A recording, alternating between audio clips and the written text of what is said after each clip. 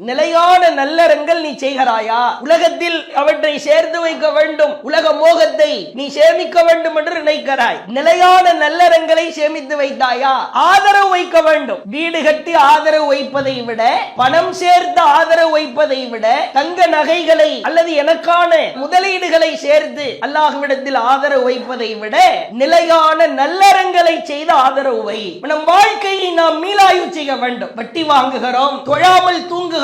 ஒரு இளைஞனா இருந்தால் தன் வாழ்க்கையெல்லாம் வீணடிக்கிறான், அல்லாஹ்வின் பக்கம் நெருங்க மறுக்கிறான். ஒரு பெண்ணாய் இருந்தால் உலகத்தை அனுபவிக்க வேண்டும் என்று ஆசைப்படுகிறார், தன்னை அலங்கரிக்க நினைக்கிறார், உள்ளத்தை அலங்கரிக்க தவறுகிறார். நம்மளாம் ஒண்ணுமே கிடையாது. பெருமையில பீற்றிக் கொள்கிறோம். பொருளாதார வளத்திலோ அல்லது ஒரு பதவியிலோ பட்டத்திலோ எவ்வளவு ஆட்டம் போடுகிறோம். உலக பற்று மிகைத்து விட்டால் உள்ளம் செத்து போகும். உலகத்தை உங்கள் பாதங்களுக்கு கீழாய் பணிய வைக்க வேண்டுமானால் மறுமையையும் இறை நினைவையும் வணக்க வழிபாட்டையும் நாம் மேலதிகமாய் செய்ய வேண்டும். உல தூய்மையில் மிக பிரதானமானது உலக பற்றை சுக்குநூறாய் நொறுக்க வேண்டும். உலக பற்றால் மறுமையை மறந்துவிடக் கூடாது. இறை நினைவை அதிகப்படுத்த, வணக்க வழிபாடுகளை அதிகப்படுத்துவோம். அல்லாஹ்வின் நினைவை திக்ருகள் மூலமாய், தர்மத்தின் மூலமாய், இரவை உயிர்ப்பித்து நின்று வணங்குவதின் மூலமாய் அதிகப்படுத்துவோம். உலக பற்றை உடைத்தெறிந்தால்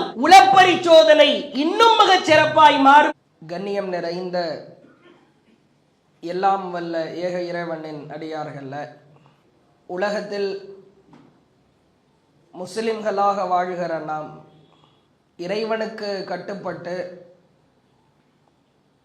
நம்முடைய வாழ்க்கை மிகச் சரியான முறையில் இயங்குகிறதா என்பதை மீளாய்வு செய்வதற்காக இறைவன் பல்வேறு வாய்ப்புகளை மனிதர்களுக்கு வழங்குகிறான்.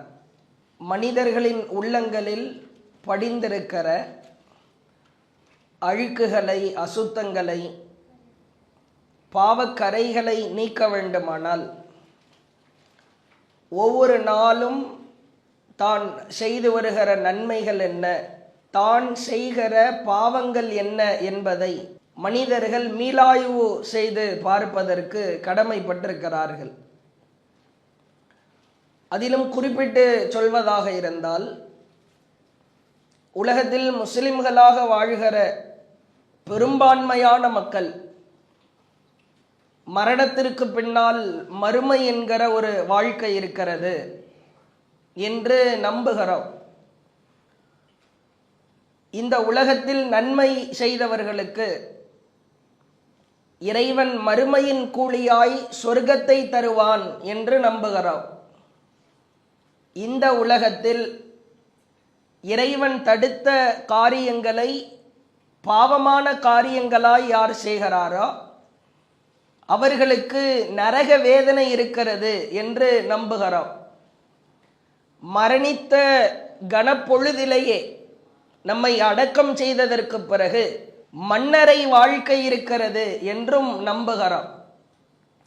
இவற்றையெல்லாம் நம்பிவிட்டு அதற்கு நேர் மாற்றமாய் முஸ்லிம்களுடைய வாழ்க்கையை அமைத்துக் கொள்வதை பார்க்கிறோம். எல்லாவற்றையும் மனிதன் நம்புகிறான். நன்மை செய்ய வேண்டும், பாவங்கள் செய்யக்கூடாது என்றெல்லாம் நம்பிக்கொண்டிருக்கிறான். ஆனால் அவனுடைய வாழ்க்கை அதை உண்மைப்படுத்துகிற விதத்தில் இருக்கிறதா அல்லது பொய்ப்படுத்துகிற வகையில் இருக்கிறதா என்று கேட்டால், நன்மைகளை அதிகமாய் செய்ய வேண்டிய மனிதன், பாவங்களில் இருந்து மீண்டு வாழ வேண்டிய மனிதன் பெரும்பாலும் இந்த உலக மோகத்தில் மூழ்கி திளைப்பதை பார்க்கிறார். நன்மைக்கு முன்னுதாரணமாய் திகழ வேண்டிய முஸ்லிம்கள் பல தரப்பட்ட பாவமான காரியங்களில் தங்களை தாங்களே உள்ளடக்கிக் கொள்ளுகிற ஒரு அவல நிலையை பார்க்கிறார். இந்த உலகம் என்பது மறுமைக்காக நாம் போடுகிற ஒரு முதலீடு என்பதை நாம் உள்ளங்களில் ஆழமாய் பதிய வைக்க வேண்டும். இந்த உலகத்தில் எவற்றை முதலீடு செய்கிறோமோ அதைத்தான் மறுமையில் நாம் அறுவடை செய்ய முடியும். நன்மையாக செய்து கொண்டிருக்கிறேன், நானும் வருட நோன்பெல்லாம் வைக்கத்தான் செய்கிறேன், அதிகமா தர்மம் கொடுக்கத்தான் செய்யறேன், என்னத்தை கண்ட? நீ இங்க ஒரு விஷயத்தையும் காண முடியாது. நீ தொழுது சஜிதாவிலேயே கிடந்தாலும், அதிகமாய் தர்மம் செய்தாலும், பலமுறை உம்ராவிற்கோ அல்லது அல்லாஹ் பொருளாதார வசதியை தந்ததற்கு பிறகு ஹஜ்ஜுக்கோ சென்றாலும் கூட உன் வாழ்க்கையில் சோதனைகள் வரலாம். செய்கிற நன்மைகள் என்பது இந்த உலகத்தில் அறுவடை செய்வதற்காக அல்ல, மறுமையில் நாம் இங்கு போடப்படுகிற அத்துணை முதலீடுகளும் மறுமையில் நமக்கான அறுவடை காலமாய் எதிர்பார்க்கிற காலமாய் அது அமைந்திருக்கும் என்பதை நாம் உள்ளத்திலே பதிய வைக்க வேண்டும். உளப்பரிசோதனையில், சுய விசாரணையில் இன்றைய தினம் நாம் அறிந்து கொள்ளக்கூடிய மிக முக்கியமான செய்தி என்னவென்றால், உள்ளம் பரிசுத்தப்பட வேண்டுமானால், இறைவனின் பக்கம் நெருங்கி வர வேண்டுமானால், இறை போதனைகளை காது கொடுத்து கேட்க வேண்டுமானால், வாழ்க்கையில் செய்து வருகிற பாவமான காரியங்களிலிருந்து திருந்த வேண்டுமானால், உலக மோகம், உலக பற்றை யார் உடைத்தெறிகிறாரோ அவருக்குத்தான் இந்த உலகம் மறுமைக்கான அஸ்திவாரமாய் முதலீடாய் மாறும்.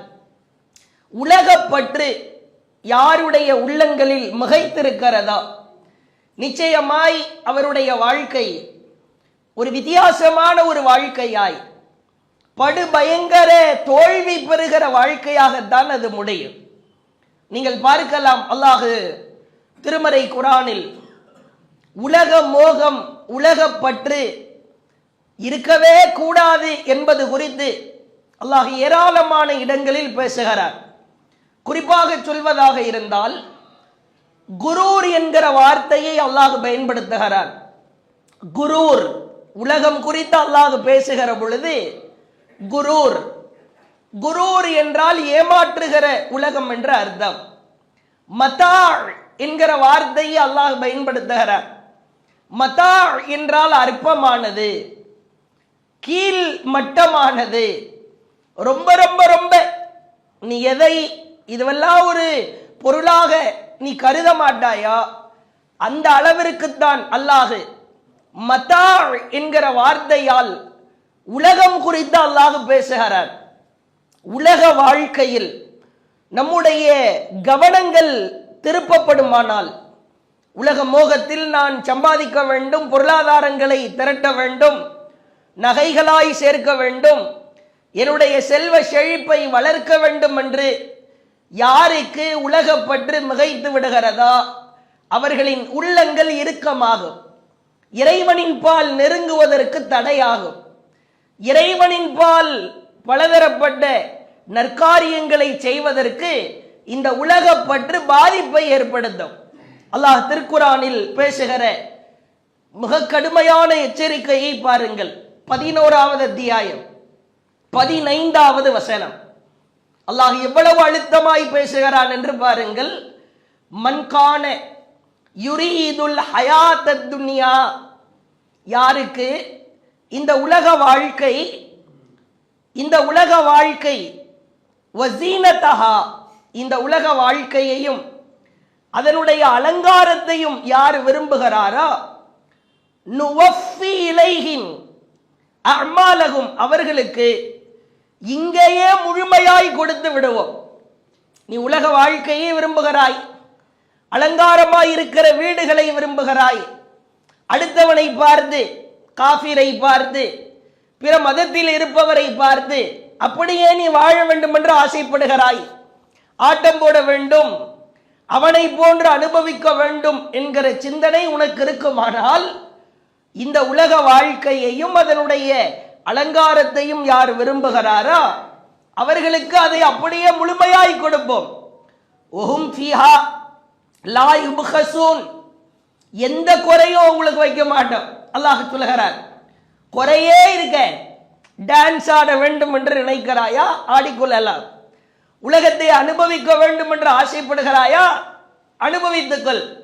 ஒரு இஸ்லாமிய பெண்ணாய் இருந்து கொண்டு ஹிஜாப் அணிவது சிரமமாய் இருக்கிறது, மேக்கப்புகளை வெளிக்காட்டுவதில் சிரமமாய் இருக்கிறது, மற்றவர்களை போன்று நானும் என் அலங்காரத்தை சீர்படுத்திக் கொள்ள போகிறேன் என்று நினைக்கிறாயா? எந்த குறையும் வைக்க மாட்டேன், எல்லாமே நீ அனுபவிக்கிற அனைத்தையும் கொடுப்பேன். அடுத்த வசனத்தில் அல்லாஹ் சொல்கிறான், 11வது அத்தியாயம் 16வது வசனம். அல்லாஹ் சொல்லுகிற மிக கடுமையான எச்சரிக்கையை பாருங்கள். உலாயி கல்லதீன லைசஃபில் ஆகிரத்தி இல்லன்னார், மறுமையில் அவர்களுக்கு நரக நெருப்பை தவிர வேறு எதுவும் கிடையாது. உலகை விரும்புகிறாய், அதன் அலங்காரத்தை விரும்பினாய், மறுமையில் நரக நெருப்பு தாண்டா, இதை தவிர வேறு எதுவும் எதிர்பார்க்காதே. உலகத்தில் எதிர்பார்த்தாய், கொடுத்து விட்டோம். மறுமையில நாரை தவிர, நெருப்பை தவிர வேறு எதுவும் கிடையாது. அடுத்த அல்லாஹ் சொல்கிறான், வஹபித மா ஸனஉ ஃபிஹா, அவர்கள் உருவாக்கியவை அங்கே அழிந்துவிடும். வபாத்திலும் மா கானு யஅமலூன், அவர்கள் செய்து கொண்டிருந்தவை வீணாகக்கூடியவையாய் ஆகும்.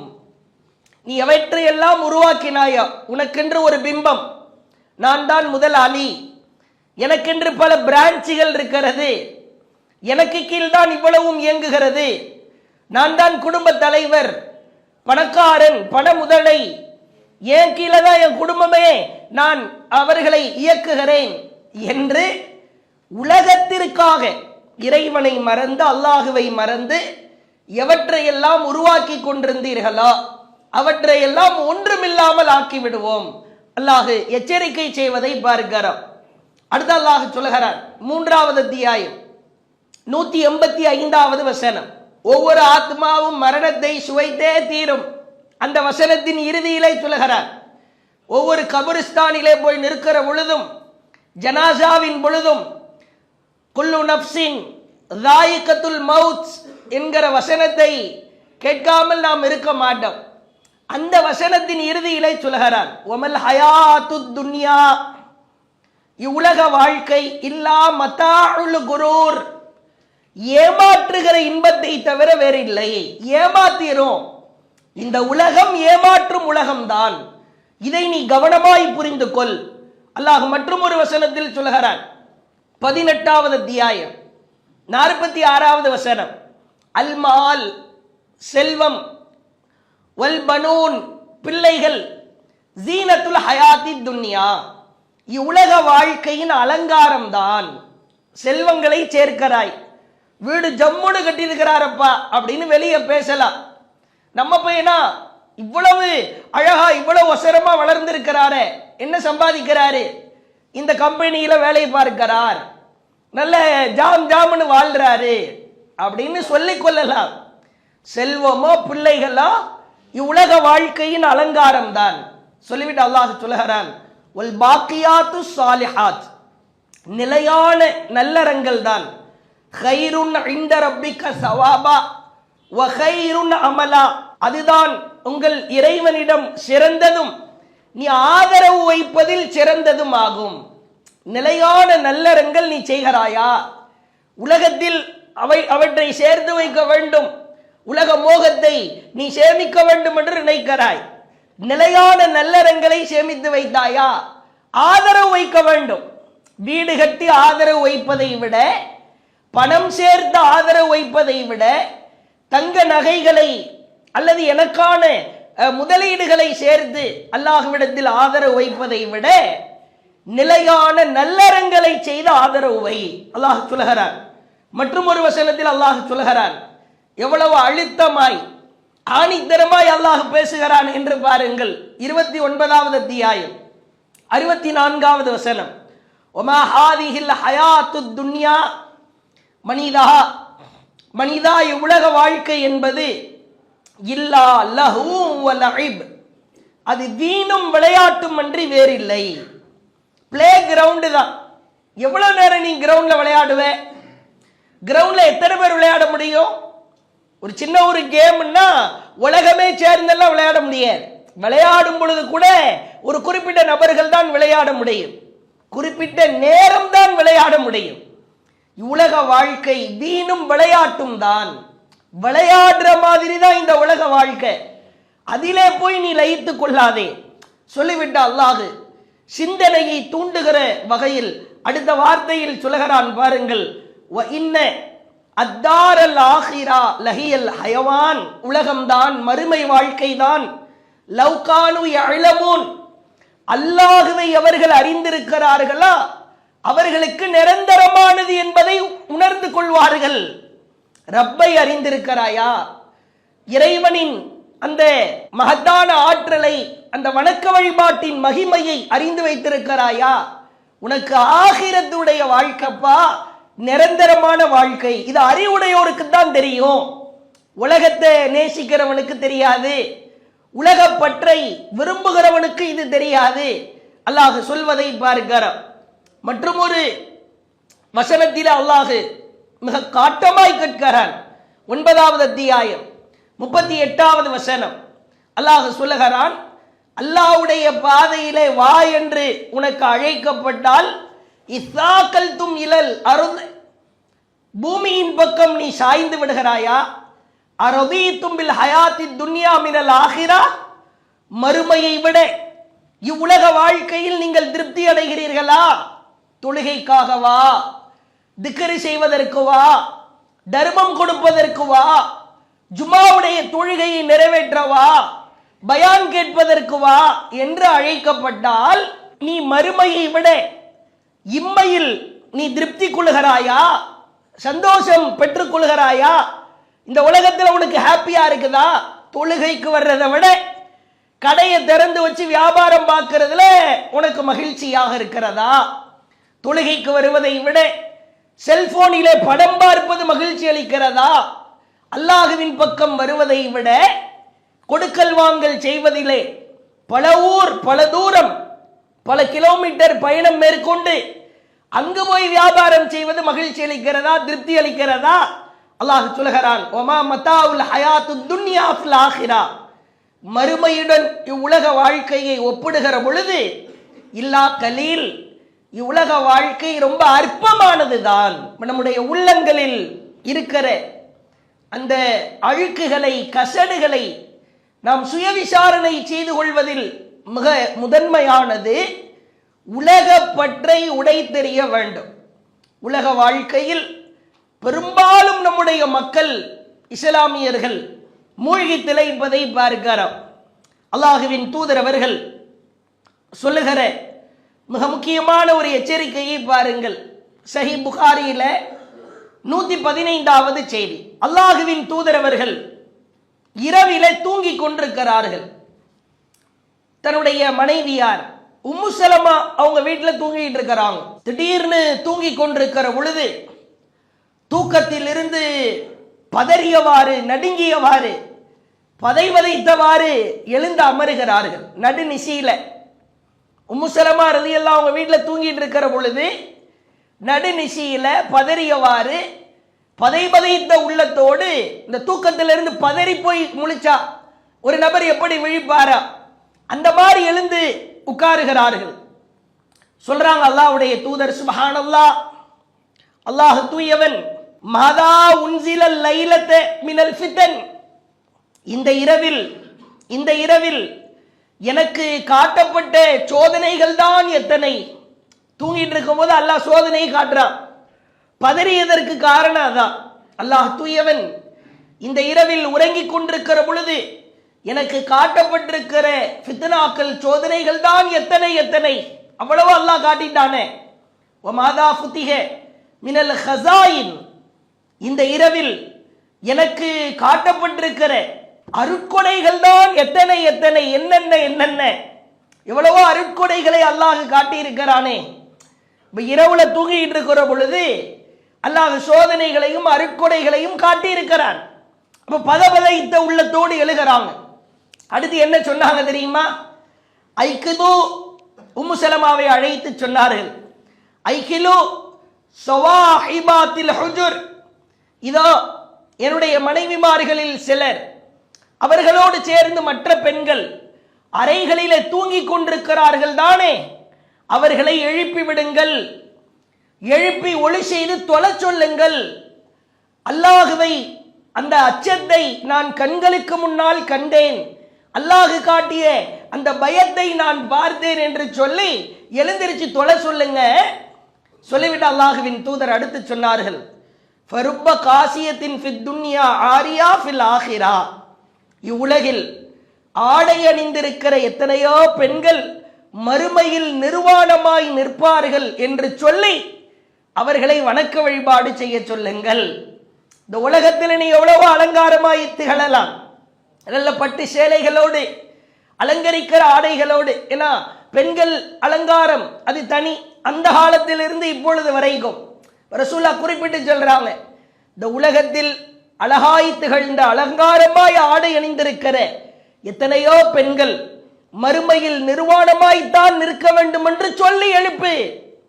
அவ்வளவு சோதனைகளை அல்லாஹ் திறந்து விட்டிருக்கிறான், அவ்வளவு அருட்கொடைகளை எனக்கு காட்டினான், சோதனைகளை காட்டினான். போய் சொல்லு, தொலை சொல்லு.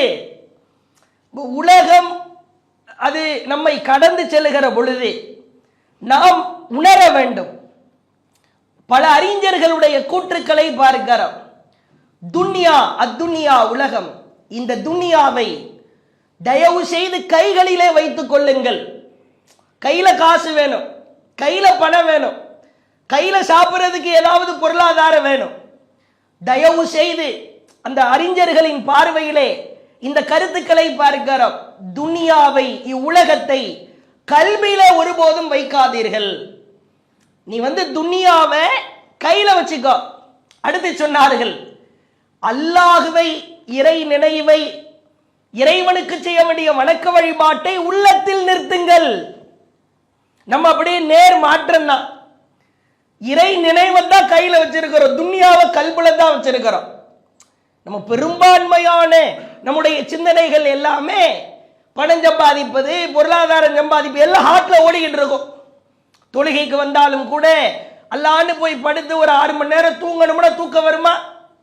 கடை நடத்துபவருக்கு உடனே உறக்கம் வந்து விடுமா? கொடுக்கல் வாங்கலில் இருப்பவருக்கு, காசு கொடுத்துட்டு கலெக்ஷன் பண்ணணுன்ற லெவல்ல இருக்கிறவருக்கு, அல்லது ஒரு பெரும் முதலீட்டை போட்டு வருமானத்தை சம்பாதித்துக் கொண்டிருப்பவருக்கு படுத்தவுடன் உறக்கம் வருமா? வராது. சரி, யாரு கீழே வேலை பார்த்தா அவருக்காவது உறக்கம் வருமா? வராது. உள்ளத்துல ஓடிக்கிட்டே இருக்கும். இங்க தூங்க போகும்போது ஓதுற துவாவை ஓதுறாரா இல்லையா? காலையில போனவன என்ன ஆகும்னு தெரியலையே, யார் யார் பணம் தருவானோ தரமாட்டானோன்னு தெரியலையே. துனியாவை கையில தான் வைக்கணும், கை கழுவிட்டு போற மாதிரி இருக்கணும். துனியாவை உள்ளத்தில் வைத்தவன் தோற்று போவான். நீங்கள் பார்க்கலாம், அல்லாஹ் திருக்குரானில் ஒரு ஆழமிக்க கருத்தாழமிக்க வார்த்தையை சொல்கிறார். துனியாவை பற்றி, உலகத்தை பற்றி பேசுகிற பொழுது ஃபம்ஷு என்கிறார். ஃபம்ஷு, உலகத்தை பார், நடந்து போய் பார் என்கிறார். ஒரு 4 வார்த்தையை குரானில் பார்க்கலாம். ஆச்சரியமா இருக்கிறது. அதே போன்று அல்லாஹ் பொருளாதாரத்தை தேடுகிற பொழுது, ஜுமா முடிந்து பொருளாதாரத்தை தேடுகிற பொழுது அல்லாஹுவின் அருளை நீ தேட போ, கொஞ்சம் விரைவா போ என்கிறார். உலக விஷயத்தை பற்றி பேசுகிற பொழுது கொஞ்சம் நடந்து போப்பா, தொழுகைக்கு வந்துட்டியா, ஜும்மா முடிஞ்சிடுச்சா, ஜும்மாவை முடித்து விட்டாயா, கொஞ்சம் வேகமா போய் தேடு. ஆனால் சொர்க்கம் குறித்து அல்லாஹ் பேசுகிறான், மன்னிப்பு குறித்து அல்லாஹ் பேசுகிறான். சாரிஓ, முந்துங்கள், ஒருவருக்கொருவர் வேகமிட்டு ஓடுங்கள். சாரிஓ இலா மக்ஃபிரத்தின் மின் ரப்பிக்கும், அல்லாஹ் சொல்கிறான். இறைவனின் மன்னிப்பின் பக்கமும் அவரிடத்திலே இருக்கிற சொர்க்கத்தின் பக்கமும் சாரிஓ அப்படின்னா ஒருத்தருக்கு ஒருத்தர் சண்டை போட்டுட்டு ஓடுன்னு அர்த்தம். அதே நேரத்தில் மற்றொரு வார்த்தை அல்லாஹ் சொல்கிறான், உனக்கு மன்னிப்பு வேண்டும், சொர்க்கம் வேண்டும் என்றாலே ஒருவருக்கொருவர் சண்டை போட்டுக் கொண்டு முந்தி வா என்று பயன்படுத்துகிற அல்லாஹ். அல்லாவே உனக்கு வேணுமா? அல்லாவே உனக்கு வேண்டும் என்றால் ஃபஃபிர்ரு இலல்லாஹ், அல்லாஹ்வின் பக்கம் நீ பயங்கர வேகத்தோடு நெருங்கு. இந்த ஃபஃபிர் என்கிற வார்த்தை அரபியில எதற்காக பயன்படுத்துவார்கள் என்றால், பின்னாடி சிங்கம் நிக்குதுன்னு வைங்களேன், சிங்கம் நம்ம பின்னால் இருக்கிற, இப்போ ஒரு மனுஷன் எப்படி ஓடுவான், அதற்குத்தான் இந்த வார்த்தையை பயன்படுத்துவார்கள். அல்லாஹ்வே உனக்கு வேண்டும் என்றால் உன் பின்னாடி சிங்கம் நின்றால் எப்படி பயங்கரமான முறையில் ஓடுவாயோ அந்த மாதிரி ஓடு. இப்போ உலகம் குறித்து அல்லாஹ் பேசுகிற பொழுது நடந்து வா, ரிலாக்ஸா அதை எடுத்துக்கோ. சொர்க்கம் சம்பந்தமா, மன்னிப்பு சம்பந்தமாய் அல்லாஹ் பேசுகிற பொழுது ஓடி போடா, முந்தி போடா, தாமதப்படுத்தாதே என்று அல்லாஹ் பயன்படுத்துவதை பார்க்கிறோம். ஆசை யாரைத்தான் விட்டது? ஒரு பழமொழி சொல்வார்கள் அரபியில, மிக அழகாய். அதை தமிழிலே சொல்வதாக இருந்தால், உலகத்தின் ஒரு தேவை இன்னொரு தேவையில் தான் முடிவடையும் என்பார்கள். எந்த ஒரு தேவையுமே உலகத்தில் முடிவுக்கே வராது. ஏதாவது ஒரு தேவை முடிவுக்கு வரும் நினைக்கிறீங்க? 80 வயசு 85 வயசு கடந்துட்டார், எல்லாம் முடிஞ்சிருச்சு, எல்லாம் பேரம் பேத்தி எல்லாமே பார்த்துட்டார். அவர்கிட்ட போய் உலகம் முடிஞ்சிருச்சு, மௌத்துக்கு ரெடியா இருக்கிறீங்களா அப்படின்னு கேட்டு பாருங்க. அவர் ஒரு அப்ளிகேஷன் வச்சுட்டு தான் நிற்பார். இல்லை இன்னும் கொஞ்சம் வேலை இருக்குது. ஒருத்தர் திருமணம் ஆயிடுச்சு, பிள்ளைங்க பிறந்துட்டாங்க, அவர்கிட்ட கேளுங்க அடுத்து என்ன பாய், பேரனோ பேத்தியோ பார்த்துட்டா அதுக்கப்புறம் நமக்கு என்ன, கண்ணை மூடிட வேண்டியதான் அப்படிம்பார். பேரனும் பேத்தியும் பிறந்துருவாங்க. இப்ப ஆசை நிறைவேற்றிருச்சா? இல்லை இந்த பேரனுக்கும் பேத்திக்கும் அவன் எப்படியாவது ஸ்கூலுக்கு போறதே, நடந்து போறதே கண் கொண்டு பார்த்துட்டா அப்ப கண்ணை மூடிட வேண்டியதான். அதுக்கப்புறம் என்ன, அவன் ஸ்கூல் காலேஜ் எல்லாம் போயிடுவான். என்னப்பா இப்போவாவது ஆசை நிறைவேறிடுச்சா? இந்த பேரம் பேத்திக்கு ஒரு கல்யாணத்தை பண்ணி பார்த்துட்டா அந்த கட்டை அப்படியே போய் சேர்ந்துரும் அப்படின்பார். அவங்களுக்கும் திருமணம் ஆயிரு. இப்போவாவது முடியுதா? உங்க வாழ்க்கை எப்படி ஃபுல்ஃபில் ஆயிட்டீங்களா? திருப்தி ஆயிட்டீங்களா? இல்லை கொஞ்சம் இந்த கொள்ளுத்தாத்தான்ற பதவியை மட்டும் வாங்கிட்டு அந்த பிள்ளைய மடியில போட்டு அந்த யூரினைய மூஞ்சில வாங்குற பாக்கியத்தை மட்டும் பெற்றுட்டா அப்புறம் என்னம்ப? அப்புறம் போய் கேட்டு பாருங்க, அந்த கொள்ளு பேரம்பர். அதனாலதான் அல்லாஹ்வுடைய தூதர் சொன்னாங்க, ஆதமுடைய மகனை மண்ணை தவிர வேற எது நிரப்பாதுன்னாங்க. உன்னை நிரப்புறது மண்ணு தான். ஃபைனலா அள்ளி போடும்போது பொருளாதார தேவை யாராக இருக்கட்டும் எல்லாமே அனுபவிச்சு முடிச்சுட்டாங்க. வா வா என்று உலகம் அழைச்சிக்கிட்டே இருக்கும், இவனும் போய்கிட்டே இருப்பான். அதனுடைய இறுதி புள்ளி என்ன? மலக்குள் மௌத்து வான்னு அழைப்பார். அதான் கடைசி. வாவா என்று அழைத்து இறுதியில் உயிரை எடுக்கிற வானவர் அழைப்பார், வந்துரு என்கிட்ட வந்துரு, இனிமே உன்னை யாரும் வாவான்னு கூப்பிடுறதுக்கு வேலையே இல்லை.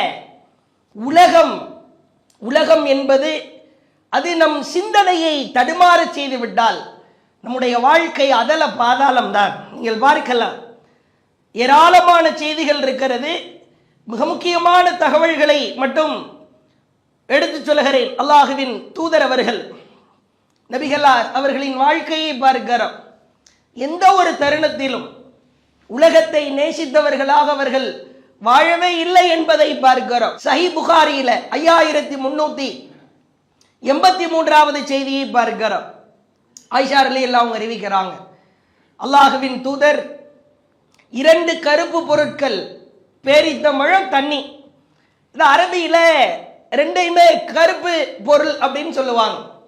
இப்போ வந்த உடனே கேட்போம், சோறு இருக்குதான்னு கேட்போம். எது மெஜாரிட்டியா சாப்பிடுவோமோ அதை வச்சு குறிப்பிட்டு பேசுற வழக்கம் உண்டு. சோறு இருக்குதா, சோத்தை வை அப்படிம்போம். அதுக்குன்னு சோறை மட்டும் கொண்டு வந்து வைக்க மாட்டாங்க, கூட குழம்பு வைப்பாங்க, தொட்டுக்கிறதுக்கு ஏதாவது பொரியல் இருக்கும், ஊறுகாய் இருக்கும். இப்போ அரபுகள் வழக்கம் என்னன்னா பேரிச்சம்பழம் தானே உணவு, அதனால தண்ணியே அது கூட ஆட் பண்ணிடுவாங்க. இப்போ ஆயிஷா ரலியல்லாஹு அவங்க சொல்றாங்க, 2 கருப்பு பொருட்களை தவிர அல்லாஹுவின் தூதர் பேரித்தம்பழம் தண்ணீரை அருந்தி நாங்கள் வயிறு நிரம்பிக் கொண்டிருந்த நிலையில் அவர்கள் இறந்தார்கள். சஹீஹ் புகாரியிலே பார்க்கிறோம். வயிறு நிரம்புற மாதிரி சாப்பாடு என்ன? பிரியாணி அல்ல, ரகரகமான உணவு அல்ல, பேரித்தம்பழம் தண்ணீர் தான். மற்றும் ஒரு செய்தியிலே பார்க்கிறோம், ஆயிஷா ரலியல்லாஹு அவர்கள் அறிவிக்கிறார்கள், குர்பானி இறைச்சியை சஹீஹ் புகாரியில் 5423வது செய்தியாய் பதிவு செய்யப்பட்டிருக்கிறது. குர்பானி இறைச்சியை 3 நாட்களுக்கு மேல் உண்பதை தடுத்தார்களா அப்படின்னு ஆயிஷா அம்மையார்கிட்ட போய் கேட்கிறாங்க. அல்லாஹ்வுடைய தூதருடைய நிகழ்வு ஆயிஷா அம்மையார் விளக்குறாங்க, தடுத்தாங்க தான், ஆனா மக்கள் பசியோடு இருந்த நாட்களை தவிர குர்பானி இறைச்சியை நாங்கள் 15 நாட்கள் அதை சேமித்து வைத்து உண்போம். இவரு சிரிச்சுக்கிட்டே கேட்கிறார். கொஞ்சம் இவருக்கு ரொம்ப அதிர்ச்சியா போயிருச்சு. ஏன் இப்படி செய்யறதுக்கு உங்களை ஏவியது எதுமா? எதுக்கு நீங்க 15 நாள் சேர்த்து வைக்கணும்? ஆயிஷா அம்மையார் சொல்கிறார், அல்லாஹ்வை சந்திக்கிற வரை கோதுமை ரொட்டியுடன் உண்ணப்படும் குழம்பு எந்த ஒன்றையும் நபிகளார் அல்லாஹ்வை சந்திக்கிற வரை கோதுமைக்காக தொட்டு உண்ணுகிற உணவாக திகழ்கிற குழம்பை 3 நாட்களுக்கு மேல் உண்டதே கிடையாது. குழம்புன்னு ஒன்று இருக்குதா, 3 நாளைக்கு மேல இருக்க, 4வது நாள்ல இருந்து திரும்ப பசி பட்டினி தான். இப்படித்தான் எங்களுடைய வாழ்க்கை கழிந்தது என்று ஆயிஷா அம்மையார் விளக்குகிறார்கள். புகாரியிலே 5374வது செய்தியாய் பார்க்கிறோம். மா ஷபிஅ ஆல் முஹம்மதின் குடும்பத்தாராகிய நாங்கள் மின் தஆமின் ஸலாத்தத ஐயாமின் ஹத்தா குபில, நபிகள் நாயகம் வஃபாத்தாகிற வரை, இறக்கிற வரை தொடர்ந்து 3 நாட்கள் வயிறு நிரம்ப உண்டதே இல்லை, சாப்பிட்டதே கிடையாது. கண்டினியூஸா 3 நாளா நாங்க சாப்பிட்டது கிடையாது. அதே போன்று சொல்கிறார்கள் சஹீஹ் புகாரியில் 5386வது செய்தியாய் பார்க்கிறோம். அரபு வழக்கத்தில் சுக்குருஜா அப்படின்ற ஒரு தட்டு உண்டு. ரொம்ப ஒரு சாதாரண தட்டு தான். நாம் எப்படி ஒரு யூஸ் அண்ட் த்ரோ பிளேட் எல்லாம் யூஸ் பண்றோமோ, சுக்குருஜான்ற ஒரு தட்டு இருக்கும். இதே சில பேர் இதே அலங்காரமா கூட பெரிய அளவில் பயன்படுத்துவாங்க. வாங்கி சாப்பிட்றதுக்கான தட்டு. ஆயிஷா ரலியல்லாஹு அவங்க சொல்றாங்க, அல்லாஹ்வுடைய தூதர் சுக்குருஜா தட்டுல வச்சு ஒருபோது சாப்பிட்டதில்லை. ஹதீஸை கேட்கிறவரு அந்த அறிவிப்பாளர் கேட்கிறார், அப்ப எதை வச்சு தான் சாப்பிடுவாங்க? தோல்ல துண்டு கிடக்கும், எடுத்து விரிச்சிருவாங்க கீழே, ரொட்டி சுட்டு கொடுத்தா அதுல வச்சு தான் சாப்பிடுவாங்க. அல்லது ஏதாவது ஒரு தோல் பை இருக்கும், மண்ணாலான வீடு தான். நம்மளா ரோட்ல போயிட்டு இருக்கும்போது கையில இருக்கிற கரிச்சிப்பை விரிச்செல்லாம் உட்கார்ந்து சாப்பிட்றான்னா அவ்வளவுதான். இந்த மாதிரி மண்ணாலான வீட்டுல தோளிலே கிடக்கிற துண்டை எடுத்து விரித்துத்தான் உண்பார்கள். இதுவரைக்கும் அவர் அல்லாஹ்வின் தூதர். ஒரு சமயம் கொடுமையிலும் கொடுமை, அல்லாஹ்வின் தூதர் அவர்கள் ஒரு பேச்சுவார்த்தை நபித்தோழர்களுக்கு மத்தியில் பேசிவிட்டு வீட்டுக்கு போறாங்க. கடுமையான பசி கொடுமை, வீட்டில் போனா சாப்பாடு இல்லை. வெளியே வர்றாங்க, மக்கள் நடக்கிற நடைபாதையில் வருகிறார்கள். ஏற்கனவே 2 தோழர்கள் அங்கே அமர்ந்திருக்கிறார்கள். எங்க? மக்கள் நடந்து செல்லுகிற நடைபாதையில். அபூபக்கர் ரலியல்லாஹு அவர்களும் உமர் ரலியல்லாஹு அவர்களும் அங்கே நிற்கிறார்கள், அமர்ந்திருக்கிறார்கள். அப்ப அல்லாஹ்வுடைய தூதர் கேட்கிறாங்க, வீட்டுக்கு போலையா? இப்பதான பேசிட்டு போனோம், என்ன ஆயிற்று? இங்க நின்றுகிட்டு இருக்கிறீங்களா, என்ன காரணம்? தெருவில் சற்று ஆழமாய் சிந்தித்து பார்க்க வேண்டும். சொர்க்கத்திற்கு நன்மாராயம் சொல்லப்பட்ட இருவரும் தெருவிலே நின்று கொண்டிருக்கிறார்கள். அதுவும் மிக பெரும் 2 தோழர்கள், அபூபக்கர் உமர் ரலியல்லாஹு அன்ஹுமா. ஒரே ஒரு வார்த்தை தான் சொன்னாங்க, உள்ளத்தை அப்படியே நுறுக்கிற வார்த்தை. அல்லாஹ்வின் தூதரே, வீட்டுக்கு போனோம், சாப்பாடு இல்லை. அல் ஜூஉ யா ரசூலல்லாஹ், அல் ஜூஉ யா ரசூலல்லாஹ், அல் ஜூஉ யா ரசூலல்லாஹ், பசி அல்லாஹ்வின் தூதரே. வீட்டில் போய் என்ன பண்ண? வீட்டில் தான் சாப்பாடு இல்லையே, பசிக்கிறதே, என்ன செய்வது? திருப்பிட்டு அப்படியே ரிட்டர்ன் கேட்கிறாங்க, நீங்க வீட்டுக்கு போலையா? நீங்க எதுக்கு இந்த நேரத்தில் வெளியே வந்தீர்கள்? உங்கள் இருவரையும் எந்த பசி வீட்டில் இருந்து வெளியேற்றியதோ அதே பசி என்னையும் வெளியேற்றியது. சாதாரண தலைவர் அவர்கள், வசீலா என்னும் ஒரு பதவி இருக்கிறதாம், அந்த ஒருவருக்கு கிடைக்கும், உலகத்திலேயே ஒருவருக்கு கிடைக்கும், அது நானாக இருக்க விரும்புகிறேன் என்று ஆசைப்பட்டார்கள். அந்த பதவியை ரசூலுல்லாஹ்வுக்கு தான் அல்லாஹ் கொடுக்க காத்திருக்கிறார். அல்லாஹ் முன்னிலையிலே மலக்குமார்கள் எல்லாம் நடுநடுங்கி நிற்கிற பொழுது, நபிமார்கள் எல்லாம் நடுநடுங்கி நிற்கிற பொழுது அல்லாஹ் நடுநிலை நிற்பான். அப்பொழுது அல்லாஹ்வின் தூதர் நேராக வந்து அல்லாஹ்வின் காலிலே வந்து விழுவார்கள், பாதத்திலே விழுவார்கள், சஜிதா செய்வார்கள். கும்யா முஹம்மது, முஹம்மதை எழுந்திரு என்பான், என்ன வேண்டும் கேள் என்பான். அல்லாஹ்வே, இதோ என்னுடைய சமுதாயத்தார் சிலருக்கு நான் ஷஃபாத் செய்ய வேண்டும், இறைவா பரிந்துரை செய்ய வேண்டும், செய்து கொள் என்பான். எல்லோரும் நடுநடுங்கி நிற்கிற பொழுது ஷஃபாத் செய்வதற்கு தகுதி படைத்த ஒரு தூதர், அவர் வாயிலிருந்து வந்த வார்த்தை பசிதான், வேற வழி இல்லை. வீட்டுக்கு போன சாப்பாடு இல்லை. 3 பேர் இன்னொரு நபித்தோழர் வீட்டிற்கு செல்கிறார்கள். நிலைமை அப்படித்தான். இந்த மார்க்கத்தை நாம் கற்றுத்தருகிறோம் என்று சொன்னால், ஏராளமான ஹதீதுகள் பற்றி நாம் பேசுகிறோம் என்று சொன்னால், இதற்கு பின்னணியில் ஏராளமான நபித்தோழர்களின் தியாக வரலாறுகள் இருக்கிறது. அதுல மிக முக்கியமான ஒரு நபித்தோழர் அபூ ஹுரைரா ரலியல்லாஹு அன்ஹு. ரசூல் ஸல்லல்லாஹு அலைஹி வஸல்லம் அவர்களுக்கு நீண்ட நாளுக்கு பிறகுதான் இஸ்லாத்துக்கு வர்றாங்க. மதீனாவிற்கு வந்ததற்கு பிறகுதான் இஸ்லாத்திற்கே வருகிறார். ஆனால் அவர் வாழ்க்கையில செய்த தியாகங்கள் அளப்பரியது. நம்ம எல்லாம் வெறுத்து முஸ்லிமா இருக்கிறோம். தொழுகையிலா, வணக்க வழிபாட்டிலா, இறைவனுக்கு செய்ய வேண்டிய கடமைகளிலா ஓட்டை விடுகிறோம். அபூ ஹுரைரா ரலியல்லாஹு அவர்கள், எனக்கு இதுதான் கதி, எனக்கு அல்லாஹ்வின் தூதரோடு இருந்தால் போதும், ஹதீதுகளை அறிவித்தால் போதும் என்றே ஆயிரக்கணக்கான ஹதீதுகளை அறிவித்திருக்கிறார். அந்த அபூ ஹுரைரா ரலியல்லாஹு அவர்கள் சொல்லுகிற செய்தியை பார்க்கிறோம். நான் புளித்த ரொட்டியை சாப்பிட்றதும் இல்லை, பட்டாடை அணிகிறதும் இல்லை, எனக்கு பணிவிடை செய்ய யாரும் கிடையாது. என் வயிற்று பசிக்காக நான் ரசூல் ஸல்லல்லாஹு அலைஹி வஸல்லம் அவங்கள விட்டு பிரியாமல் இருந்தா போதும் என்று நினைக்கிற பொழுதெல்லாம் என் வயிற்றில் பசி தொற்றிக்கொள்ளும். ஒரு கூழாங்கற்களை எடுப்பேன், என் வயிற்றிலே வைத்து கட்டிக்கொள்வேன். ஒரு கட்டத்தில் கல்லை வச்சே ரொம்ப வயிறு அழுத்துதா, நேரா போய் பள்ளிவாசல்ல குப்பரப்படுத்திட்டு வயிறை அப்படியே அழுத்திக் கொள்வேன். சஹீஹ் புகாரியிலே பார்க்கிறோம். பிறகு அபூ ஹுரைரா ரலியல்லாஹு அவங்க சொல்றாங்க, மெம்பருக்கும் ஆயிஷா ரலியல்லாஹுடைய வீட்டுக்கும் நடுவிலே நான் படுத்துக்கொண்டு ஒரு விதமாக புலம்பிக் கொண்டே இருப்பேன். பசி பசி என்று புலம்பிக் கொண்டே இருப்பேன். அப்படியே கடந்து செல்கிறவர்கள் எல்லாம் என் அருகிலே வருவார்கள், என் கழுத்திலே காலை வைத்து மிதிப்பார்கள்.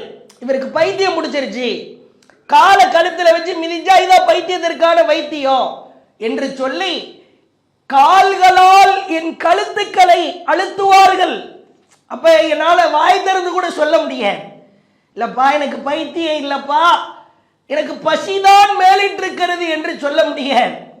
அப்படியே மிதித்தவாறு என்னை கடந்து செல்வார்கள்.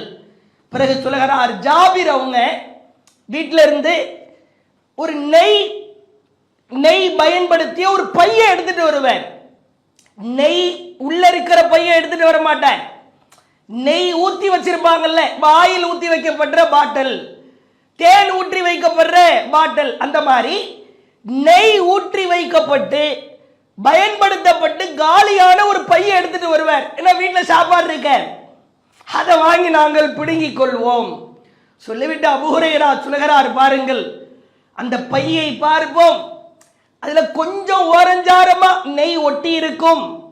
ஹத்தா இன்கான லயுக்ரிஜு இலைனல் உக்கா, அந்த பையை லைஸ ஃபிஹா ஷைஉன், நான் என்ன செய்வேன் தெரியுமா, வனஸ்தக்குஹா வனலஅகு மா ஃபிஹா, அந்த ஒட்டி இருக்கிற பையை என் நாவினால் அதை வலித்து நக்கி சாப்பிடுகிற அளவிற்கு என் பசி கொடுமை உச்சகட்டமாக இருக்கும்.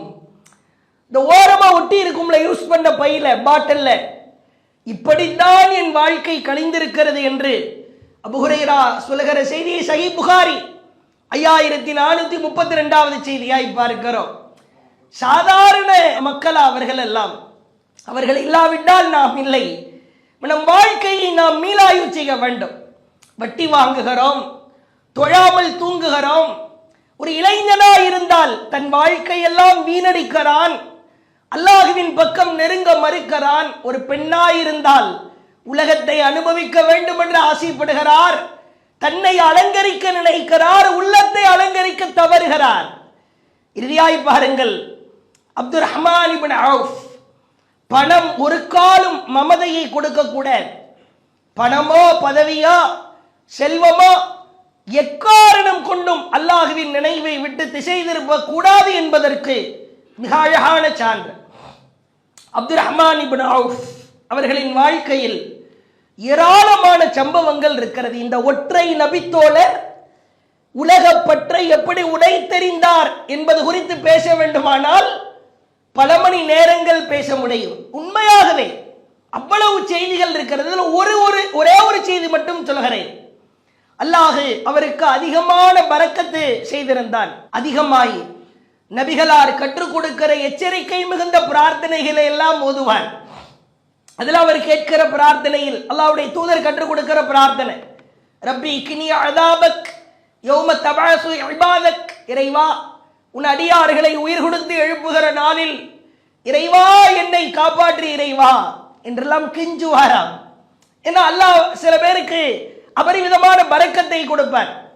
நீங்களே பார்க்கலாம், எல்லாரும் பிசினஸ் பண்ற எல்லாரும் சக்சஸ் பண்ணிட முடியாது. அல்லாஹ் சில பேருக்கு தனிப்பட்ட பேரருளை பொழிவான். ஆனா அந்த மரமண்டைகளுக்கு விளங்க மாட்டேங்குது.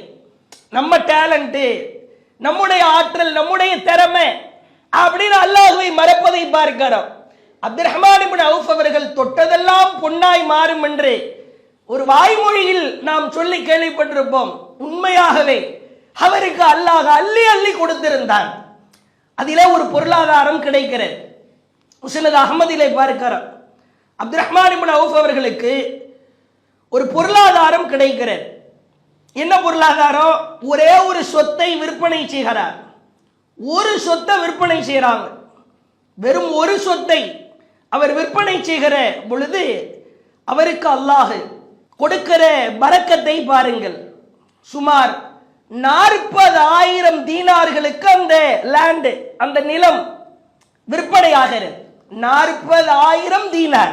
ஒரு தங்க மதிப்புல இன்னைக்கு இருக்கிற கோல்டு கால்குலேஷன்ல சொல்றதா இருந்தா 1,00,000 தீனார் தங்கத்துல தான் கன்வெர்ட் பண்ண முடியும். 1,70,000 கிராம் தங்கம் இன்னைக்கு லெவல்ல 40,000 தீனாருக்கு அந்த நிலம் விலை போகிறது. 1,70,000 கிராம் கோல்டு.